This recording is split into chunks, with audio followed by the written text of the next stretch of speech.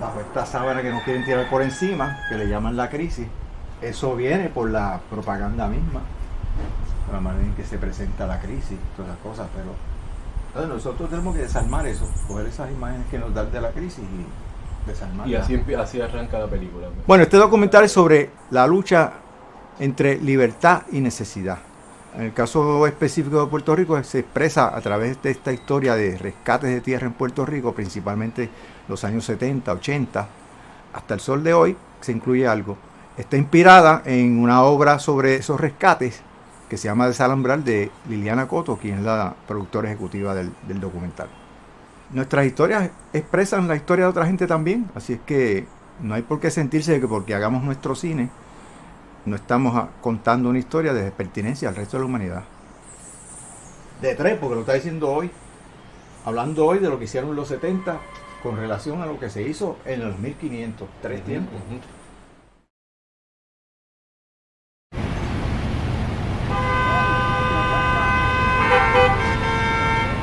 Tipo desolado. ¿Cómo mantiene todo ahí? ¿Para qué estoy trabajando ahora?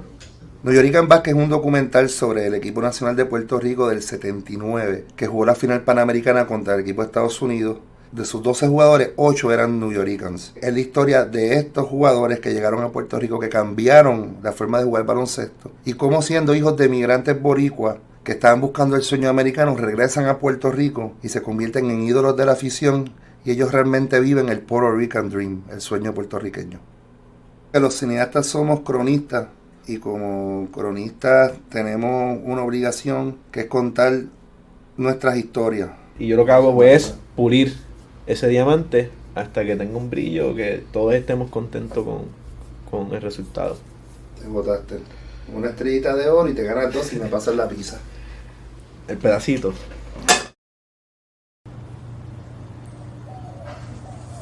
A mí me gustaría que tenga un look parecido a esta cosa como de la piel, de lo real, de lo humano, en lugar de... Me parece que sería como cosa linda. Yo le tomé a él como una... Cuentas Pendientes es un documental que cuenta la historia de Carlos Weber, el periodista chileno que conocemos en Puerto Rico, quien después de 40 años en silencio y desconectado de su experiencia como encarcelado y torturado a raíz del golpe de Estado en Chile en el 73, regresa a su país para hacer las preguntas que nunca hizo, para provocar los encuentros que siempre evitó y buscando un poco sanar las heridas propias y ajenas que nunca se atendieron. Ir a ver nuestras películas es mirarnos en un espejo para reflexionar dónde estamos y hacia dónde vamos. Pero vamos a ver estratégicamente cuál usamos primero, cuál usamos después, cómo los vamos manejando.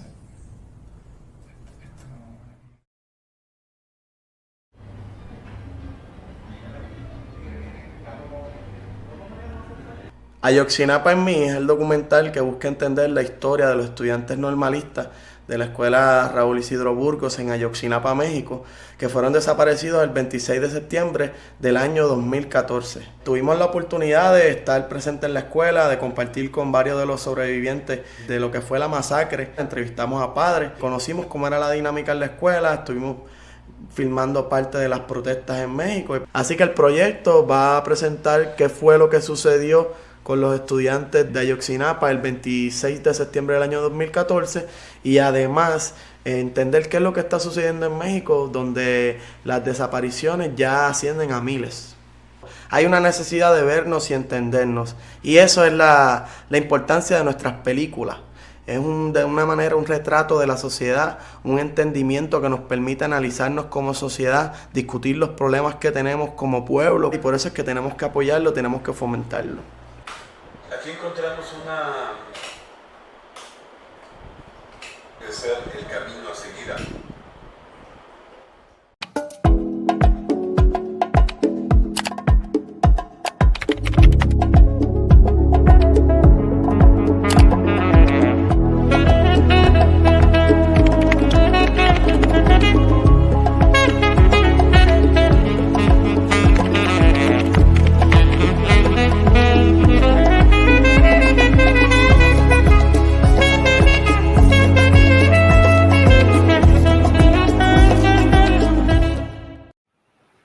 Saludos a todos los que nos ven a través de nuestro Facebook Live. en este nuevo episodio de Conéctate con ADOC PR, todos los jueves a las 5, un proyecto de la Asociación de Documentalistas de Puerto Rico. Quiero darle la bienvenida a nuestro invitado de hoy, mi amigo, compañero de ADOC PR, Redley García. ¿Cómo estás, Red? Bien, buenas tardes a todos los que nos están viendo aquí por el Facebook Live de ADOC, a ti y a toda la Asociación de Documentalistas en este nuevo Conéctate con ADOC. Hace un ratito estaba viendo en las redes sociales que los amigos de Urbe a Pie habían compartido la promoción del evento de hoy y me pareció curioso porque lo que ponían en letras así como bien contento decía son de Caguas y pensé, mira, no lo hicimos a propósito que dos personas de Caguas estuviéramos en el programa hoy, fue casualidad, pero nada, ya que salió, ¿verdad? Vamos a aprovechar y mandarle un saludito a todos nuestros compueblanos de Caguas que estamos aquí hoy en la casa representando Red y yo, así que saludos cagüeños. Saludos. Espero que haya unos cuantos conectados. Nada, esto va a ser, mira, ves, ya contestó Carlitos Sayas, Cagua. Muy bien. Veo la emoción criolla. Vamos a tener una conversación un poco de la carrera de Red. Red realmente es polifacético, ha sido documentalista, teatrero, productor de eventos, miembro de nuestra asociación de documentalistas. Y realmente tú empezaste en las artes desde bien pequeña, porque ya, ¿verdad? Cuando estabas en el Colegio Notre Dame participabas en obras de teatro. Sin embargo, a la hora de irte a estudiar, te fuiste por otro camino, a estudiar a la Politécnica. Entonces me parece interesante que después de esos estudios, ¿verdad? ¿Qué pasó en tu vida que nuevamente te atrajo hasta el teatro, hasta que terminaste trabajando en el teatro de la UPR? Sí, bueno, pues sí, estuve en el Club de Arte Dramático del Colegio Notre Dame por cerca de toda la vida, unos 12 años. Eso pues lo hacía más por hobby. Y cuando me fui a estudiar a la Universidad Politécnica, empecé a hacer cursos de ingeniería eléctrica que no los terminé, el cual ahí estuve un tiempo haciendo un poco de investigación en qué hacer y me fui a la Interamericana a tomar cursos de sistemas de información. De momento viré también a la Politécnica y seguí gerencia de proyectos, ¿sabes? Hubo un proceso de entendimiento donde también me certifiqué con cursos de reparación de computadoras y redes, así que estuve durante esos años que estaba uno experimentando y viendo de verdad dónde se iba a dirigir. Pues estuve como 10 años trabajando con unos ingenieros, donde en un momento dado pues se acabó el trabajo y los amigos que estaban trabajando en teatro en ese momento, en aquel momento en el Teatro de Bellas Artes de Cagua, pues me dieron una invitación a trabajar en lo que conseguía un trabajo. Entonces volví a las tablas. Eso fue pues después de un montón de años de estar trabajando en el área de la construcción y diseño, pues volví entonces a ver el teatro desde otra faceta, no desde un club de arte dramático, desde ya un teatro profesional.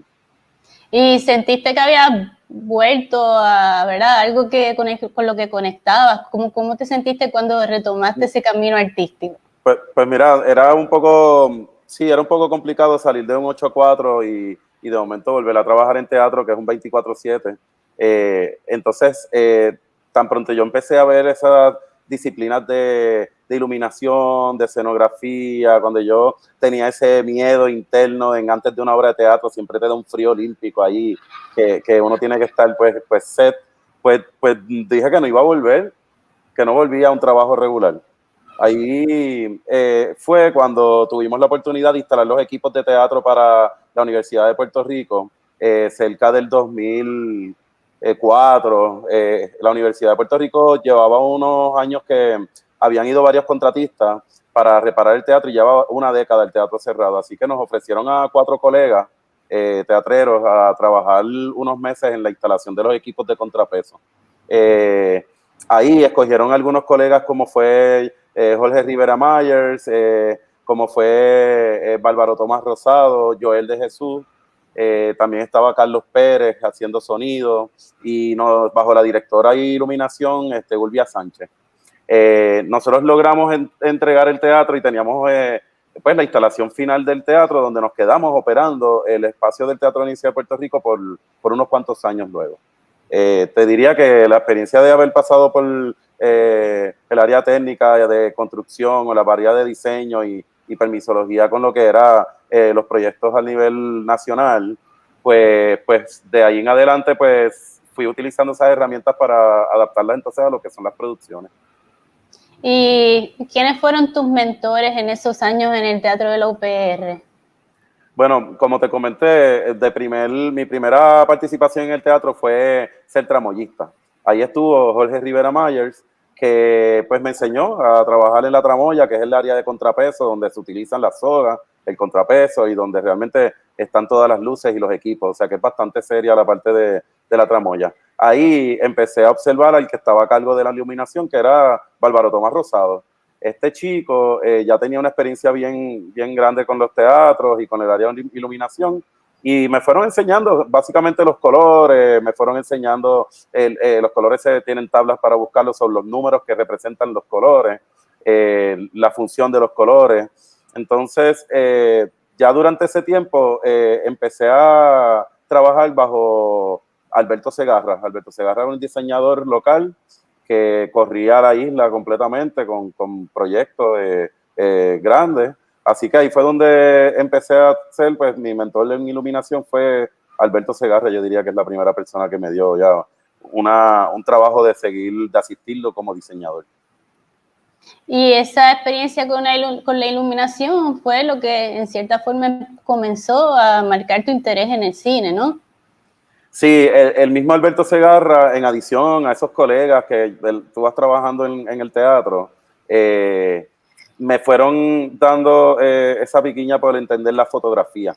Entonces lo primero que hice fue que me compré una cámara y empecé a aprender a utilizar la cámara manual, que era lo que me decían todo el mundo, que aprendiera a usar la manual, pero lo aprovechaba a usarla en las actividades que yo frecuentaba.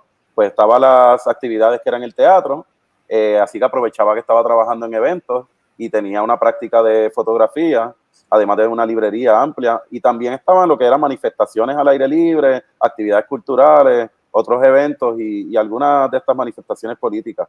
Así que en eso estuve varios años en lo que entendía la fotografía. Ya al entender la fotografía, pues me fue interesando lo que era el video, y ahí fue que empecé como a ir por mi cuenta a averiguar un poco de escuelas o a ver de verdad cómo era el operamiento de una cámara y la luz. Okay. Ha sido casualidad que muchos de los entrevistados que hemos tenido en Conéctate con la PR han sido egresados de la Escuela de Cine de Cuba. En algún momento también te lo planteaste, no pudiste entrar ya porque hay un límite de edad y ya no podías solicitar, pero entonces tú estudiaste en Argentina. Entonces, ¿cómo llegaste a Argentina? ¿Cómo fue esa experiencia de estudiar cine allá? Sí, pues a eso de los 29 años empecé a buscar estudiar cine y correcto, no podía ya aplicar a la Escuela de Cuba, que en algún momento está en mi lista de lugares. Pero cuando visité España, buscando escuelas, las encontraba muy caras. Cuando pensé en Estados Unidos, las encontraba también pues como muy caras para lo que yo podía pagar. Y algunos puertorriqueños ya habían ido entonces a la escuela de Buenos Aires. Esto es una escuela se llama el Centro de Formación Profesional del Sindicato de la Industria Argentina. Esta es la escuela del Sindicato de la Industria de Cine de Buenos Aires. Entonces, teníamos pues profesores que rotaban entre la escuela de Cuba y entre algunas escuelas internacionales, así que me sentía que estaba teniendo una educación formal. A la misma vez teníamos un grupo nutrido de personas de diferentes países con las habilidades que estábamos recibiendo en la categoría de cinematografía. Y de momento pues te digo que fue una súper decisión porque económicamente se pudo lograr, ya que el dólar pues se multiplicaba un poco en aquel tiempo cuando estuve por allá. Y la escuela tenía un renombre y los profesores eran unas personas que ya tenían más de 60 películas en sus espaldas. Nos sentíamos que estamos acompañados. Así que si te digo que la experiencia de estar en Buenos Aires me cambió la vida y la marcó para el resto de la vida. Y aquí dice Pablo Impeluso, nuestro compañero de ADOC-PR argentino, qué lindo ir a estudiar a Buenos Aires, por supuesto. Sabemos que sí va a ser su opinión. Pero tú estudiaste ese curso y te quedaste, ¿no? Porque encontraste otras oportunidades, así que te quedaste sí. Luego más tiempo en Argentina e incluso estudiaste en Uruguay.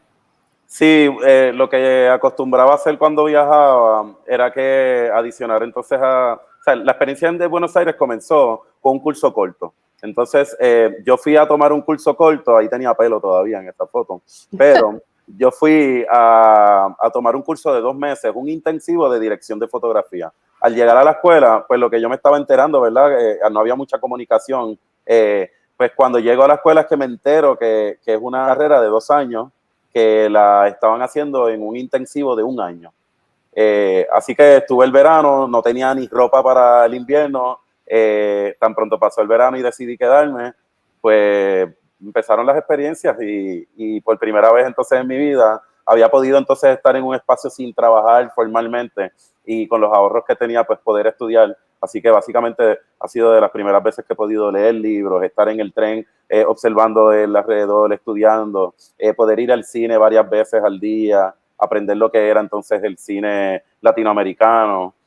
Una experiencia muy linda, de verdad, de estar en Buenos Aires. Sí, también hablábamos cuando conversamos antes de esta entrevista de, ¿verdad? Que no todo se aprende en el salón de clase y hay esa experiencia de vivir en una gran ciudad, de todas las actividades culturales que hay, que son complementos, que uno puede, que tienen accesible, ¿verdad? Y que pudiste disfrutar.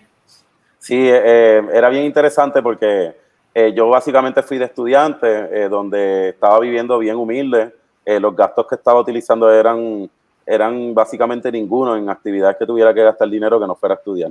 Pero en esta ciudad tan inmensa y gigante, tú ponías actividades gratuitas y había una página de la ciudad, Ciudad Buenos Aires. Así que te decían dónde estaban los festivales, dónde había música al aire libre, casi siempre había actividades gratuitas. Básicamente en una ciudad como esta no te vas a aburrir para nada.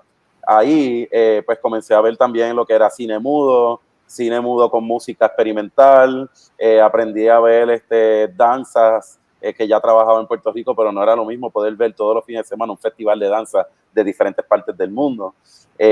Los festivales de cine eran inmensos, cubrían la ciudad entera, donde tenías más de 7 lugares o locaciones donde podías ver películas, y por ser estudiantes podíamos ir a un cine nacional, que era el Inca, era del Inca, entonces las salas nacionales por 80 centavos podíamos estudiar con el carnet de cineasta.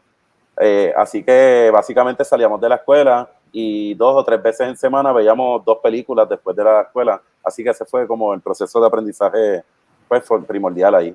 Wow, excelente. Y luego entonces de Argentina, bueno, antes de pasar a Uruguay, vamos a hablar un poco de un cortometraje que hiciste que se llama Esculpiendo Estrellas, que trata, ¿verdad?, de este luthier, de artesano que trabaja con ópticas, telescopios, lentes. Entonces, ¿cómo encontraste ese personaje? Pues mira, Esculpiendo Estrellas es una colaboración con 3 personas de la escuela y una chica de otra escuela donde yo tomaba la clase de óptica. Yo me tomé cursos de óptica y de color, y este profesor de óptica nos enseñaba a hacer los cálculos matemáticos para crear un lente. Y ese doctor de óptica, profesor, era un aficionado de la astronomía, pero creaba lentes para telescopios, para procedimientos quirúrgicos, o sea que básicamente era un autodidacta que conocía de la creación de lentes internacional. Entonces en la clase de cine documental teníamos que hacer unos proyectos de ejercicio, donde al final pues había que hacer un proyecto donde teníamos que tener un documental, así que básicamente este primer trabajo documental, Esculpiendo Estrellas, es una experimentación de cursos de la Escuela de Buenos Aires del SICA, donde hubo un fotógrafo uruguayo que se llama Ramiro González Pampillón, Patricia Villegas, Cintiana Ibarriga, que son la que hizo el montaje y las que nos ayudaron en las entrevistas y en la producción. Van a poder ver en este corto lo que es la creación de lentes de un señor en Buenos Aires. Vamos a ver un minutito para darle a nuestro público un preview, ¿verdad? Un minutito de este cortometraje, que es el primer cortometraje de Relly García de cine documental.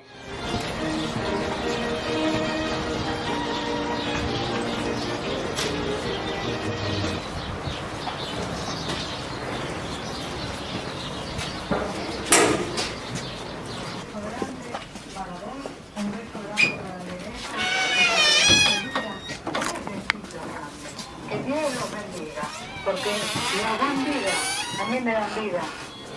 Gracias, mi querida. Gracias, un beso grande. Buenas tardes, soy Helen de Casa San Martín. óxido de aluminio.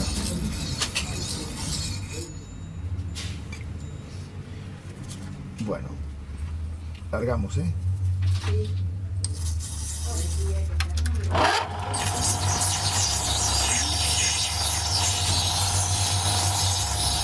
Cara A.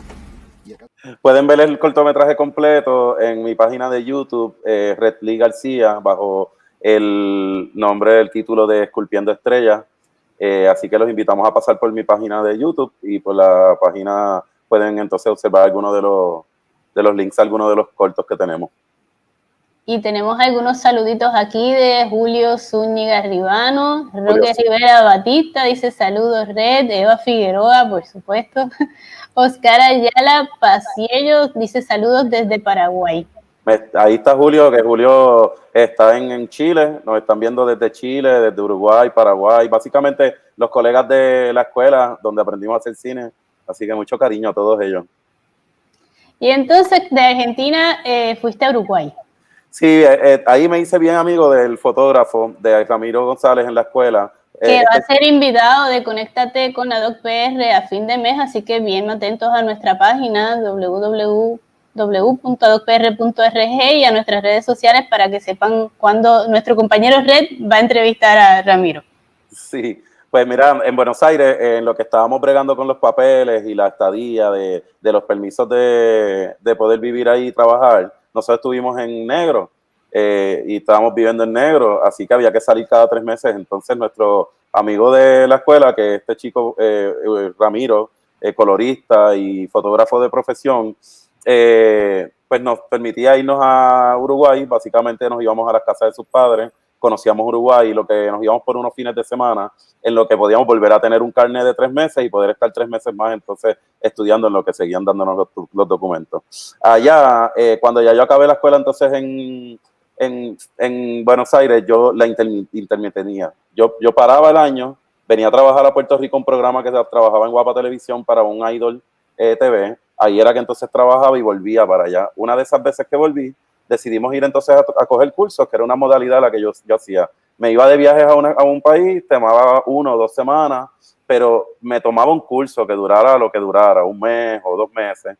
Y ahí podía entonces hacer una relación con esos cineastas del área local, conocer verdaderamente lo que vivían los uruguayos en este caso. Viví en Uruguay y trabajé desde Uruguay por internet, básicamente en Puerto Rico. Y era bien peculiar poder no solamente aprender ese cine tan lindo y esas personas tan chéveres, sino poder tener un espacio de tomarse un té, un mate en un parque a las 2 de la tarde cuando te llamaban tus compañeros y podías cortar el día con mucha facilidad en tomarte un break de sanación y de espiritualidad y de cariño, ¿verdad? Mutuo. Así que esa experiencia de estar en Uruguay, no solamente conectándome con profesionales, sino con la vida y la tranquilidad fue bien importante.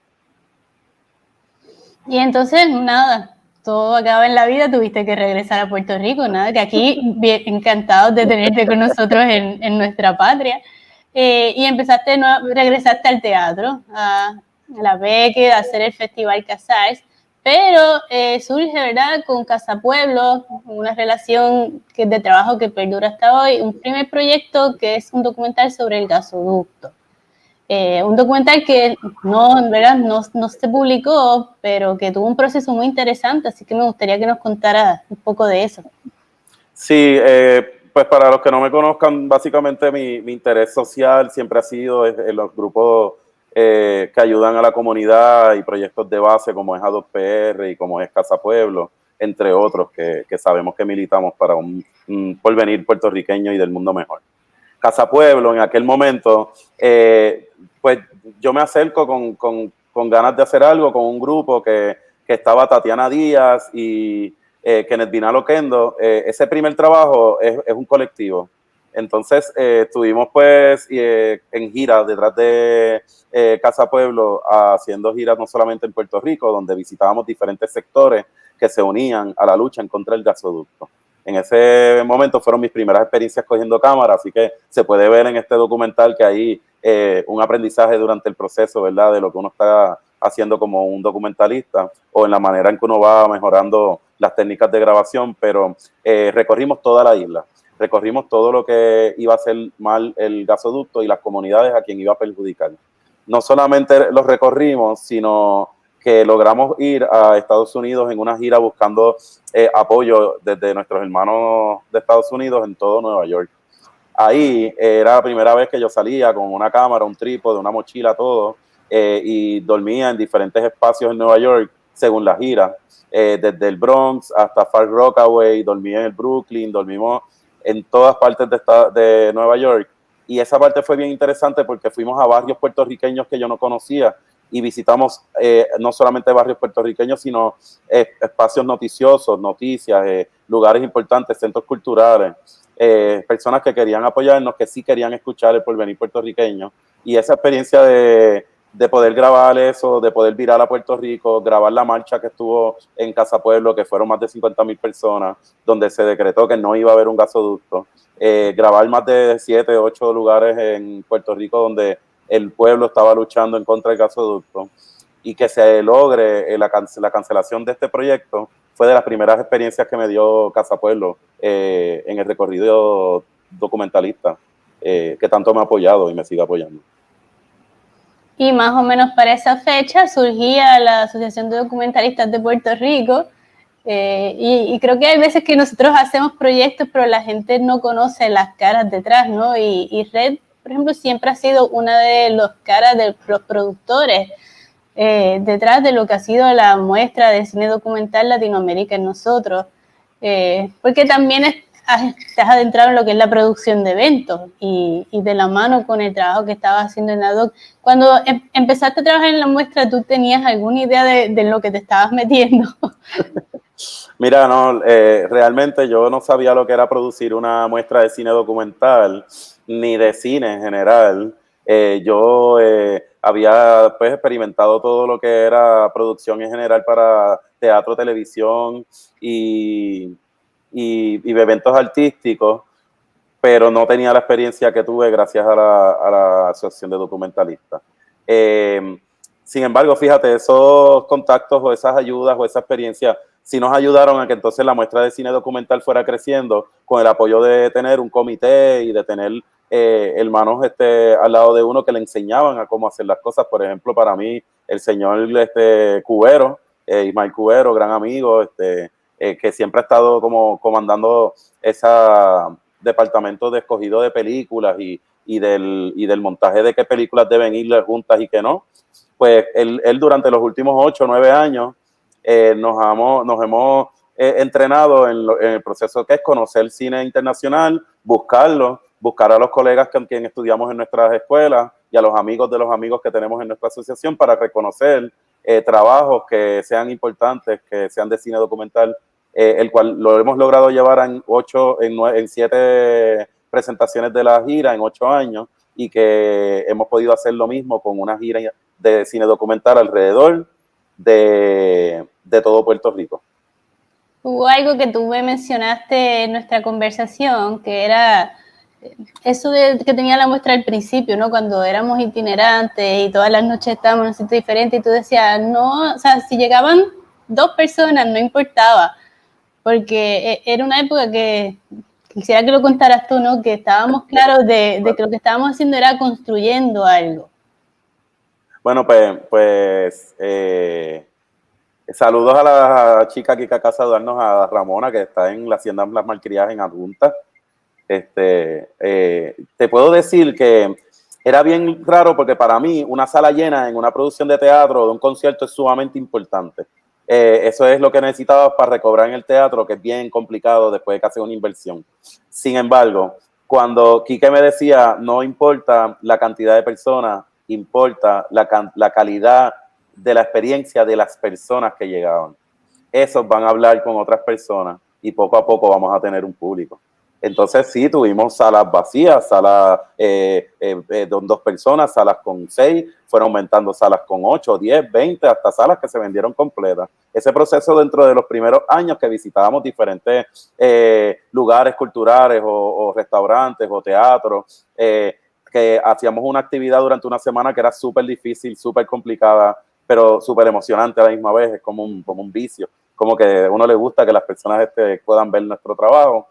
Pues era bien lindo poder ver 2 años después personas que volvían siempre, además de personas nuevas, y hasta estar 7 años luego y tener pues salas de 50, 60 personas durante 3 días, 4 días corridos. Eso es un logro. Estoy muy contento de que la asociación siga con este proyecto. Y en la cuarta muestra estrenamos un proyecto en el que trabajaste, que fue el documental del grupo de teatro Y no había luz. Sí, Y no había luz, es un grupo de teatro puertorriqueño donde cumplen con diferentes disciplinas. Lo interesante de estos amigos, ¿verdad?, que nos han dado tantas obras y piezas bonitas, pues es esa invitación donde me hablan de poder ayudarlos a iluminar el documental. Pedro Iván Bonilla es el fotógrafo de Y no había luz. Beba, Pedro Iván fue al SICA, fue a Buenos Aires también, a la carrera de cinematografía también. Y entonces Nami Helfer, que es Beba, estudió cine, dirección en la Escuela de Cuba. Así que estuvimos haciendo una pieza que para ellos pues era una de varias actividades las cuales cumplían 10 años de aniversario, donde ya entrábamos en una pieza de intimidad y de introspección, donde fue bien lindo poder iluminarlo con equipos de teatro y no de cine, y poder hacer entonces un documental de calibre, ¿verdad?, y de calidad, con lo que nosotros hacíamos en aquel momento, full, que era teatro. Fue una experiencia súper hermosa. De verdad que lo pueden ver. Ahí pueden entrar entonces a la página de inovialuz.org y ellos pueden entonces ver más videos de ellos en esas redes. Excelente. Y entonces vamos a volver a Casa Pueblo y a un trabajo que fue una serie de cortometrajes que surgió luego del huracán María. Es interesante que a partir del huracán, mientras Puerto Rico se reconstruía, tú estuviste filmando y mucho, y haciendo muchos proyectos, porque, ¿verdad? Casa Pueblo se lanzó a trabajar en el montaje de las placas solares y a brindarle el apoyo a muchos residentes de adjuntas, y estuviste documentando ese proceso. Sí, todos estuvimos en este proceso, ¿verdad?, del huracán, donde había una incertidumbre grande en Puerto Rico, así que las primeras actividades que hemos hecho siempre cuando suceden este tipo de problemas es empezar a ayudarnos primero en unos círculos de amistades, vecinos y familiares, donde entonces nos podíamos entonces juntar y ayudar entonces a sacar los escombros, a limpiar las casas, y durante ese proceso que estuvimos recortando árboles, pues también estuvimos grabando, porque siempre cogíamos la cámara y tomábamos un poco del proceso que estábamos haciendo. El primer día que salgo a la calle es del día después del huracán, y yo logré grabar ya personas en Guaynabo que estaban cortando árboles. Yo bajaba de Guaynabo hacia Cagua, y entonces cuando ya yo estaba en Cagua me paré en el medio de la autopista, y cuando en la vida en la autopista iba a haber ningún carro pasando por ahí, logré grabar eso con el silencio que había. Y entonces, pues ya, cuando estamos ayudando a llevar artículos que estaban llegando a los aeropuertos, de las lámparas solares que estaba repartiendo Casa Pueblo y de las otras ayudas que estaban dando, ¿verdad? Decidimos entonces entrar en un proyecto de grabar lo que eran las instalaciones solares. Ese proyecto fue varios meses después del huracán, y estuvimos bajo 1 año y medio yendo todas las semanas a Casa Pueblo. Básicamente vivíamos allá y virábamos para San Juan cuando íbamos a cogernos un break, y grabamos todos los días experiencias de personas que tenían techos solares, que les habían instalado con ayudas económicas de organizaciones de Estados Unidos y personas individuales, donde habían personas que necesitaban neveras para tener sus medicamentos, donde habían personas que necesitaban sus máquinas de asma o sus máquinas de diálisis. Te digo que personalmente pues esos 3 cortos pues a mí me tocaron bastante, porque a mí se me había olvidado lo que era la pobreza. Uno en el área metropolitana vive y se arreglan las cosas supuestamente rápido, pero uno no se da cuenta que en los otros espacios tardan en llegar como si estuvieran olvidados. Así que ver y escuchar estas personas con sus necesidades reales, encamados, en sillas de ruedas, o simplemente con salud, pero viviendo en un espacio lejano, fue una de las experiencias como documentalista más importantes en los últimos años. Y queremos compartir entonces con el público uno de los cortometrajes que surgió de esa serie que se llama El Hoyo. Vamos a verlo cuando Valeriano pueda ponerlo por aquí.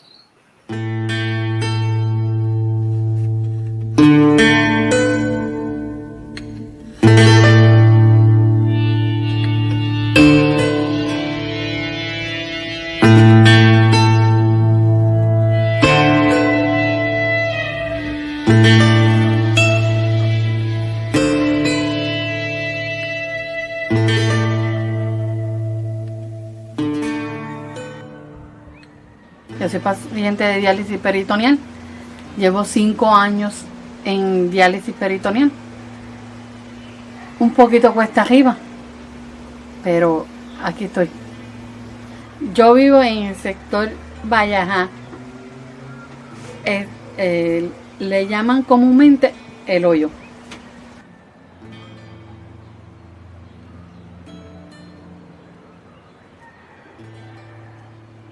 Bueno, yo me sentía mal, frustrada, porque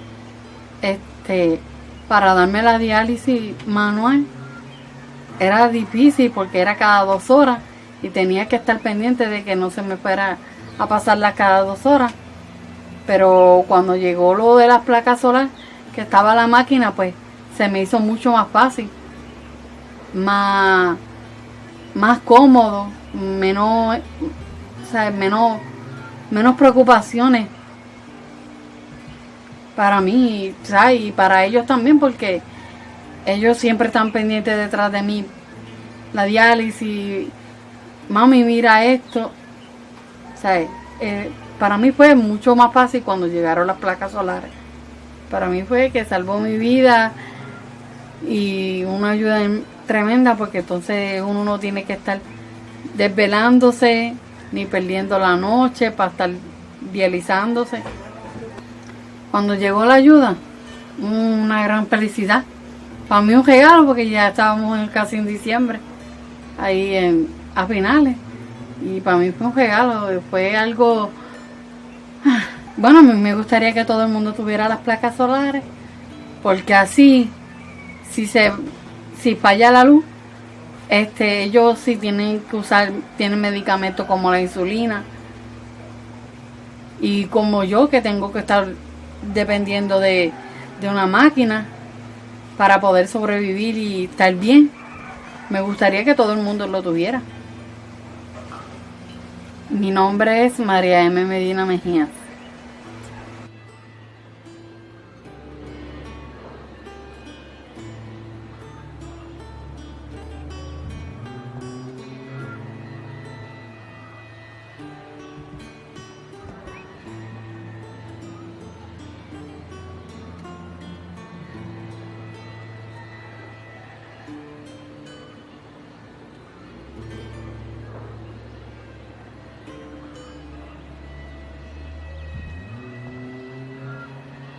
Wow. ¿Dónde podemos ver los demás cortometrajes de esa serie? En los cortometrajes de la serie los van a encontrar siempre en la página de casapueblo.org, donde van a poder ver otros visuales que hacemos para esa institución, ¿verdad? Esa organización. Y en mi página de YouTube o de Vimeo, pero ahora mismo YouTube tiene casi toda la librería, pueden ver los 3 cortometrajes, pueden ver algún teaser y pueden ver otras piezas más. Y siguiendo con Casa Pueblo, hay un proyecto muy importante que ellos tenían en agenda antes del huracán, pero que con el trabajo de muchos colaboradores y mucho esfuerzo se completó después del huracán María, que es el cine solar. Sí, el cine solar.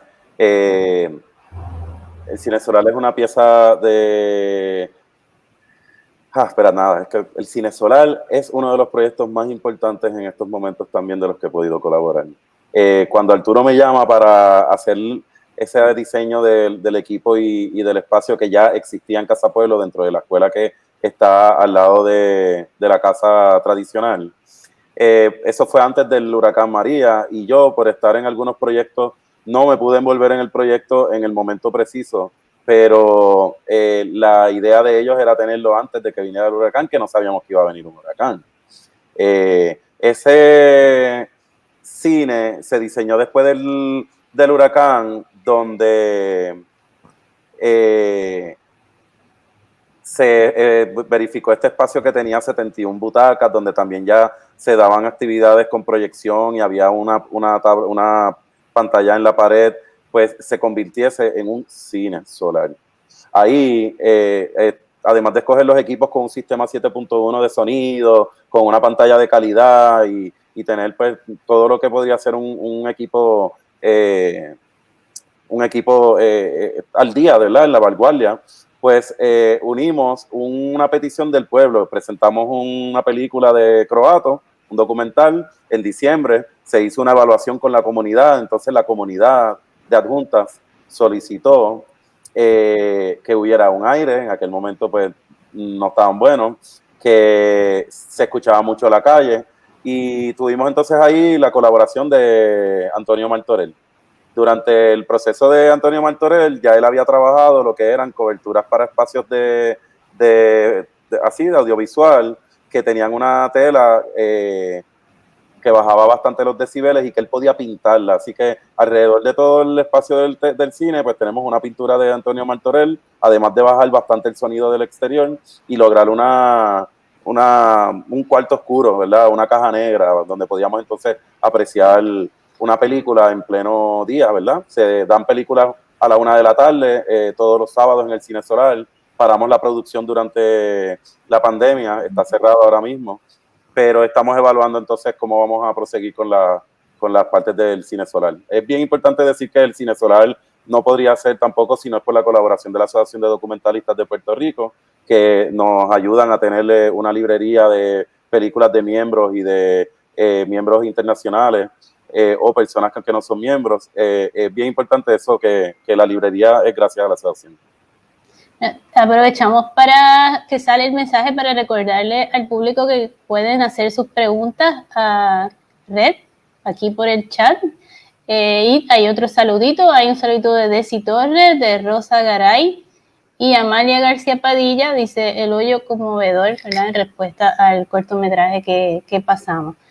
Entonces, tú sí grabaste todo ese proceso de Martorell mientras él pintaba los paneles que están alrededor del interior del cine. Y el cine estrena a la misma vez, valga la redundancia, con el estreno de esa pieza.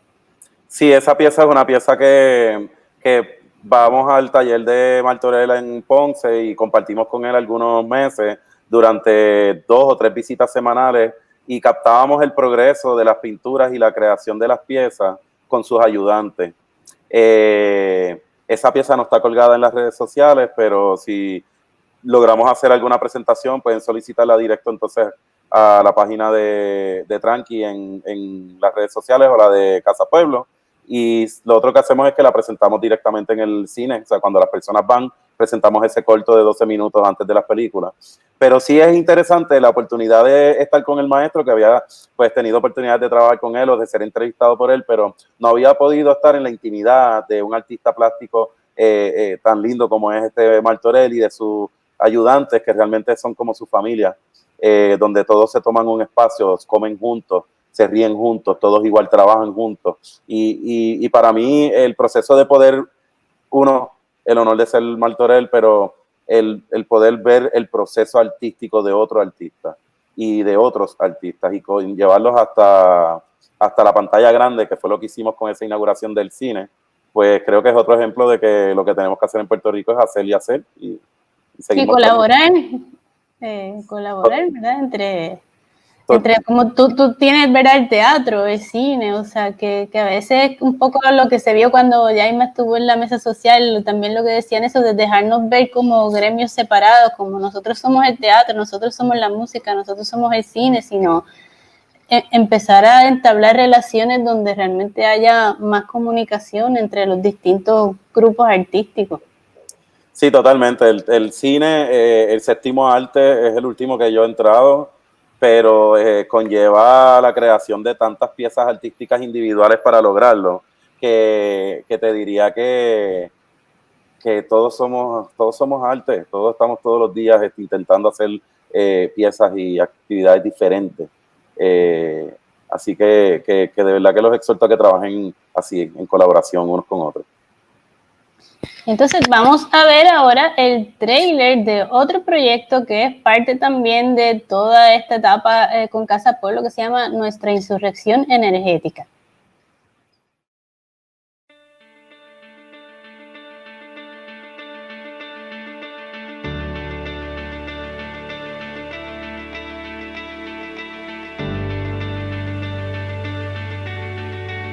Y después del huracán que vino la luz, ahí fue algo maravilloso. Podemos decir como antes de María, después de María. No soy la misma persona.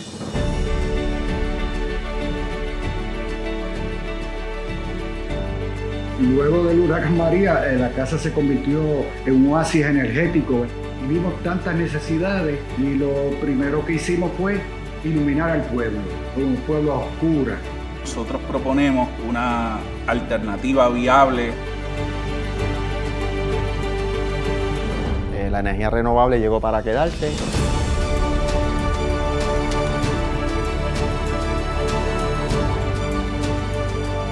Que un nuevo país se está construyendo. El que el puertorriqueño no se deja caer tan fácilmente.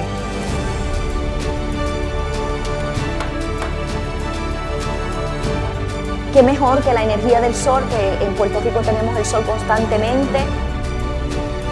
Romper la dependencia del petróleo, el carbón y el gas natural.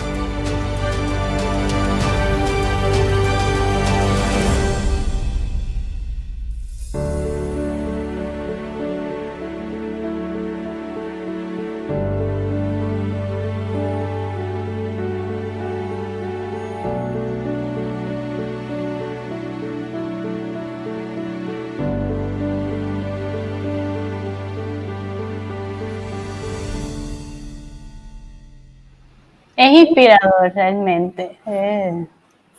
Sí, es lindo ver esas imágenes porque este proceso de estas imágenes tan bonitas las hicimos entre una colaboración de muchas personas, pero en específico ese principio de la película es un dron que hace Diego René Colón. Estamos cerca de las 5 o 6 de la mañana subiendo por el Utuado, camino a Adjunta, y había una neblina a un nivel de la donde tú ves las montañas arriba y la neblina a mitad, y lo hicimos ahí, como paramos en la autopista, grabamos, seguimos el camino y seguimos grabando todo el camino. Cuando nosotros nos sentamos en el proceso de edición, nos dábamos cuenta que cada vez que nos levantábamos antes que salga el sol y nos acostábamos antes que salga el sol grabando, teníamos esos momentos bonitos de los espacios puertorriqueños y de la naturaleza. O sea que sí, fue una experiencia bella. Y hay un tercer proyecto que se enlaza con lo que fueron las primeras cápsulas, Nuestra Insurrección Energética, que son 12 cápsulas de mujeres que lo estás trabajando ahora mismo. Sí, Casa Pueblo ha seguido la colaboración con la comunidad. Lo importante en estos proyectos no solamente es agradecer por la publicación de poder publicar cada vez una pieza más, que es lo que uno quiere hacer todo el tiempo, sino llevar el mensaje de que tenemos que vivir en comunidad. En este caso, el proyecto de este año es 12 capítulos de Mujeres de la Montaña que se hacen con Voces del Sur y la Michelle Estrada, que es la periodista que nos ayuda a hacer la pieza, donde yo entonces trabajo con algunos colegas la pieza audiovisual. Estas chicas, ¿verdad? Estas mujeres emprendedoras que luchan, que viven en la montaña, también son solares. Y estas chicas todas tienen solares, así que hemos entrevistado mamás que cuidan a familiares, como personas que tienen techos solares pero necesitan cuidar a sus otros familiares. El capítulo de la radio de Casa Pueblo, donde lo van a poder ver y van a poder ver los detalles de Casa Pueblo con la explicación de la historia de Casa Pueblo. Hace poco lanzamos uno del emergencias médicas, o sea que no solamente Casa Pueblo ha ayudado a estas familias, sino que también ha hecho proyectos en colmados, pues ha hecho proyectos en la policía, ha hecho proyectos en los barberos. Pues estamos tendiendo ahora entonces esos 12 capítulos que se están enfocando en la mujer puertorriqueña y en la mujer puertorriqueña solar, especialmente el de la montaña. Ahí pueden entrar a Voces del Sur y a casapueblo.org, donde pueden ver los videos que ya van 7, vamos a lanzar el octavo, el último sábado del mes, y nos van a quedar 4 capítulos más que van a estar saliendo hasta diciembre. Es una serie de cine documental con periodismo. Esperamos que la disfruten, la pueden ver. Les invitamos a todo el mundo a que pase por la página casapueblo.org y vean entonces todos estos proyectos de los que hemos estado hablando. Increíblemente, a pesar de todo ese trabajo que has hecho con Casa Pueblo después del huracán María, tú también sacaste tiempo para hacer tu documental, porque hiciste un proyecto en esa época que se llama Lente de Resiliencia, que lo pasamos en la pasada muestra, y que además tiene para mí, de los proyectos que he visto con el tema del huracán, ¿verdad?, una de las escenas más lindas, porque al principio retrata, ¿no?, esto que nos pasó a muchos, que es el momento en que salimos a abrir camino para tratar de llegar a la casa de nuestros familiares con los que no hemos tenido comunicación, porque recordaremos todos que estuvimos sin teléfono, sin ninguna manera de comunicarnos, y las personas que teníamos familiares en el campo, pues sobre todo con esa incertidumbre de qué saber. Así que tú retrataste todo ese proceso en el documental, ¿verdad?, de ir logrando, abriendo caminos por carreteras que estaban completamente bloqueadas, hasta esa escena tan bella que cada vez que la veo, ¿verdad?, me impacta, que es el momento en que la familia se logra encontrar después de no saber uno del otro. Entonces me hace pensar en, ¿verdad?, en esa magia del cineasta, de estar ahí en ese momento preciso para captar esas emociones. Sí, totalmente. Mira, Margarita, nosotros damos un contacto con este chico que se llama Irving Díaz, que ahora vive en Puerto Rico, es puertorriqueño, estaba trabajando en cine en el área de Atlanta, y por un amigo que nos conocimos en Río Piedras en el proyecto de Taller C, Cartridge nos dice, mira, este chico tiene que encontrar a su familiar, era la suegra, sabemos de ella poco, él lleva ayudas y les llevan comida. Ella vivía en Ciales, o vive, y ella vivía en una montaña súper alto. Nosotros entonces fuimos a recoger la comida a Isla Verde, al aeropuerto, esperamos 1 o 2 días en lo que nos preparábamos para poder salir. Había que tener gasolina, había que tener comida, había que estar listos, que íbamos a salir a una guerra, que era lo que había en ese momento. Así era el feeling que teníamos. Pues, nosotros tuvimos que, con las sierras que nos mandaron de ayudas de Estados Unidos, cortar los palos para poder subir por todo el monte de Ciales. Eso lo tenemos documentado en esta pieza, que no está colgada, pero también la podemos proyectar en lugares, pues, si lo solicitan. Donde entonces llegamos a un punto donde el puente no se cayó y no podíamos llegar a accesar la comunidad. Así que tuvimos que, de hecho, dejar la cámara, que era la cámara que tenía profesional, y tomar el iPhone en las manos y tener las mochilas llenas de comida, donde nosotros entonces subimos cerca de unas 2 horas, donde nos acompañaron unos perritos del vecindario, todo está grabado, donde llegamos entonces a la casa y este chico pues silba, parece que tiene una tradición de silbar cuando está entrando, y hace un ruido, como un sonido, veo, y de momento salen al balcón, ya se ponen las manos en la cara, seguimos subiendo en plano continuo sin cortar con el celular en la mano, nos saludamos, llegamos a donde la suegra, se echa a llorar, lo tenemos ahí grabado en primer plano, y se nota así esa desesperación, pero también el amor de poder verse, y cuando se ven unas personas, lo tenemos captado en ese documental de Lente de Resiliencia.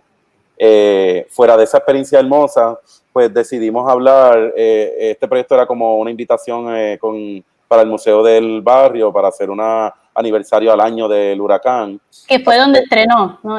Sí, estrenaste en el Museo del Barrio. Sí, se estrenó primero en Estados Unidos en el Museo del Barrio, ahí tuvimos ayuda de colegas en Estados Unidos y del Loizada Festival, pero entonces cuando llegamos a Puerto Rico lo proyectamos como estreno nacional en la muestra de cine documental, y ahí van a poder ver lo que fue el trabajo que hizo la comunidad de Humacao con el barrio Mariana, Luis Rodríguez y Cristín. También van a poder ver lo que hizo pues Casa Pueblo, porque ya es un proyecto que yo estoy documentando, pero había un grupo que está de La Maraña, y La Maraña también hizo un proyecto de arquitectura donde se hacía conteo y mapeo de las comunidades para los beneficios de la comunidad decidía dónde iban a ir los fondos, a cuál era la necesidad de la comunidad, Y el otro grupo que seguimos pues fue el proyecto de Inovia Luz, que ha sido uno de los proyectos teatrales que también yo he estado colaborando con ellos en la trayectoria de poder filmarlos.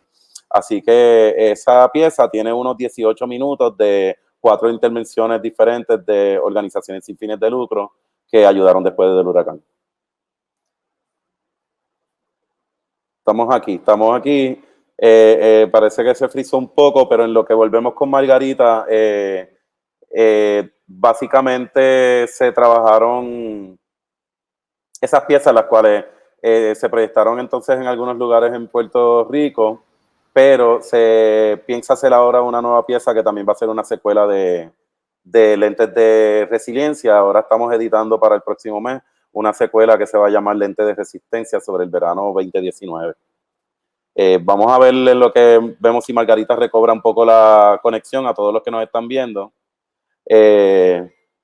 Pero podemos hablar un poco pues de los proyectos futuros que vamos a tener en mente.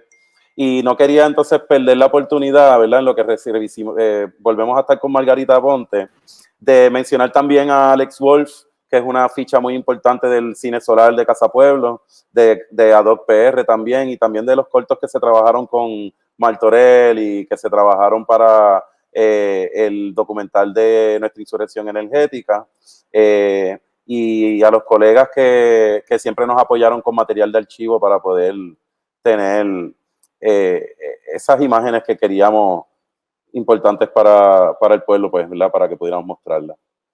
Vemos aquí, Margarita, nos encontramos. Estamos tratando de conectarnos nuevamente con Margarita en los estudios, en la sede de Adoc PR, en la Casa Sofía en Adoc, en la calle Canals. Ahí tenemos a Margarita. Esto es bien nítido. Yo quiero decirle a todo el mundo que esto se siente bien chévere. Me sentía que estaba trabajando así como en un programa de televisión, así que vamos bien. Vamos bien. Nada, más o menos ya vamos cerrando, pero sí quería que nos contaran, ahí se cumpliendo un año de cámara. Vamos a hablar entonces de la pieza que vamos a hacer del verano 2019.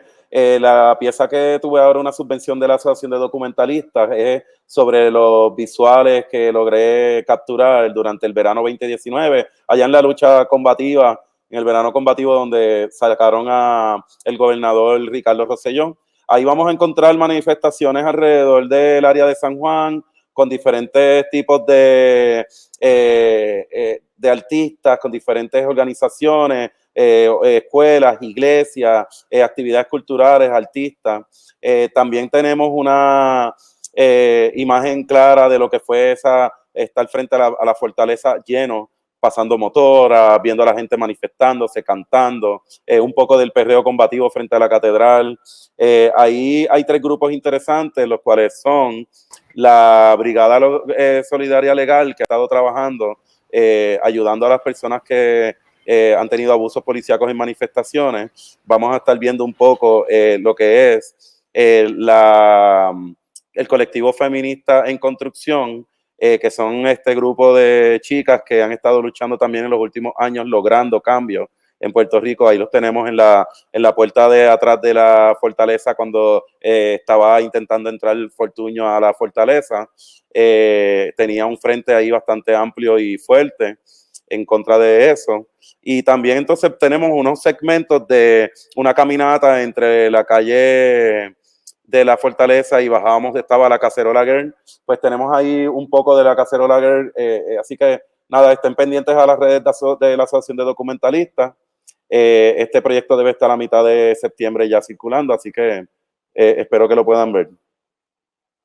Seguimos con un poco de problemas con conexión allá con Margarita, pero le damos las gracias a todas las personas que se conectaron con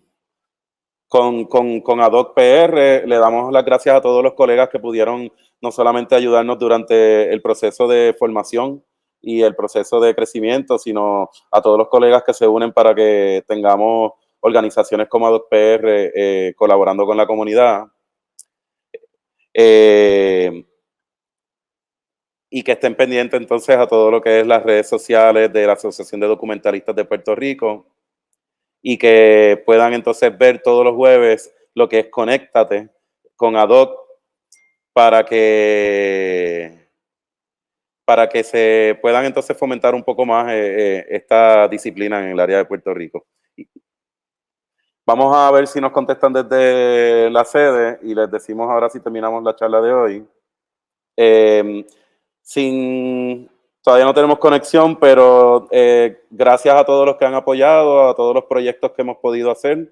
Gracias por seguir a Tranqui, gracias por seguir la Asociación de Documentalistas y por el apoyo que hemos tenido durante todo este tiempo de pandemia para poder crear piezas nuevas. Gracias a todos y todas.